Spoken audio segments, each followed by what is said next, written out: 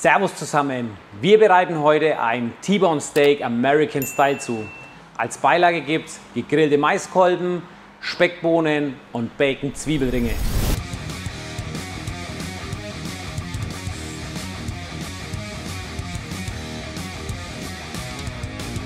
Bevor ihr loslegt, denkt immer dran, eure Zutaten rechtzeitig aus dem Kühlschrank rauszunehmen. Euer Dry-Aged T-Bone Steak darf zugedeckt oder im Vakuumbeutel durchaus eine Stunde in der Küche temperieren. Bei allen Steaks, die dicker als 2 Finger sind, empfehle ich euch grundsätzlich immer die Zubereitung rückwärts. Das heißt, wir geben unser Steak als erstes auf die indirekte Fläche bei etwa 100 bis 120 Grad, ziehen es auf eine Temperatur, auf eine Kerntemperatur von ungefähr 48 bis 50 Grad und übergrillen es danach richtig scharf und machen eine schöne krosse Kruste drauf. Jetzt kümmern wir uns aber erstmal um die Beilagen. Wir nehmen unsere Bohnen, waschen sie gründlich ab, kürzen die Enden, schneiden sie in gleich große Stücke und geben sie in kochendes Salzwasser. So, jetzt kümmern wir uns um die Metzgerzwiebel.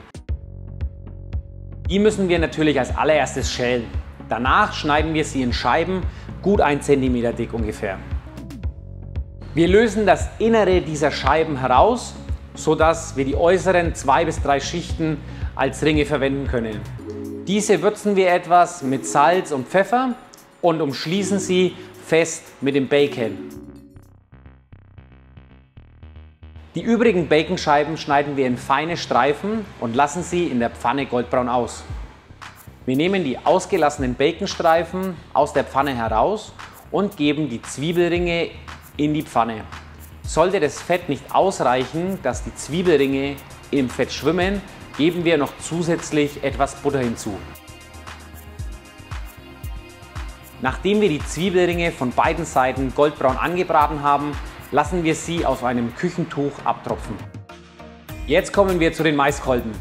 Unsere vorgegarten Maiskolben schneiden wir in etwa 2 bis 3 cm dicke Stücke und braten sie in der Pfanne von allen Seiten goldbraun an.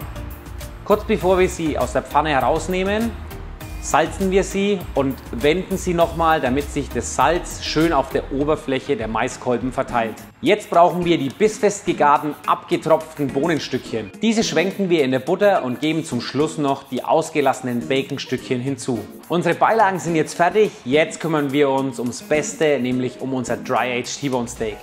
Das müssen wir von allen Seiten richtig kräftig anbräunen. Danach lasst ihr es natürlich schön entspannen und noch ruhen, bevor wir es dann in gleichmäßige Tranchen aufschneiden. Zuletzt noch anrichten, servieren und genießen. So schaut unser Dry-Aged T-Bone Steak American Style aus. Hat es euch gefallen? Schreibt es mir in die Kommentare. Bis zum nächsten Mal. Servus. Hi, servus. Ja, wie kann ich dir helfen? Ah, okay, ja, du bist gerade auf unserem Kanal Freiberger TV?